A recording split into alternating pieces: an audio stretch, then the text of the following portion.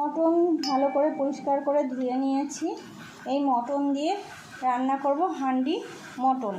একটা মশলা করে নেব, আদা, রসুন, গোলমরিচ, কাঁচা লঙ্কা আর জিরে।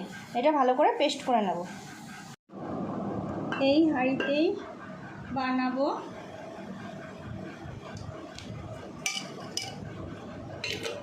মটনগুলো সব দিয়ে দিলাম। কিছুটা তেল দিলাম, সর্ষের তেল।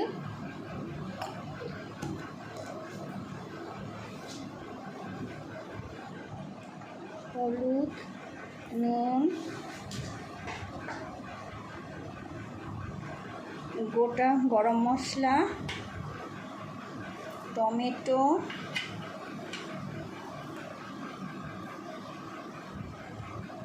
লেবুর রস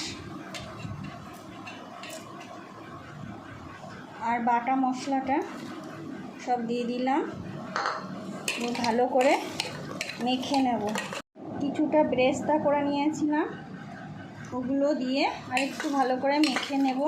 হয়ে গেছে। এবার রসুন, একটা গোটা রসুন দেব। আর আলু কেউ দিতেও পারো, নাও পারো, আমি দিয়ে দিলাম। ভেজে রেখেছিলাম আলুটা। আর ধনে পাতা, কিছুটা ধনে পাতা দিলাম। কিছুটা কাঁচা সর্ষের তেল দিলাম। আটাটা মেখে নিয়েছি, এরকম লম্বা মতো করে নিয়েছি, দড়ি মতো। এবার ঢাকা দিয়ে দিলাম। অ্যালুমিনিয়ামের বাসনে ভালো হয়, অনেকে মাটির হাঁড়িতেও করে। বন্ধ করা হয়ে গেছে, কি সুন্দর লাগছে দেখতে। এবার গ্যাসে বসাবো।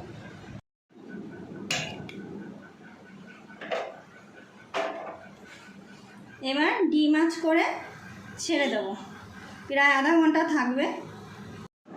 এবার আস্তে আস্তে এটা খুলবো। ছাড়িয়ে নিলাম। এবার ঢাকাটা খুলবো। খুব গরম।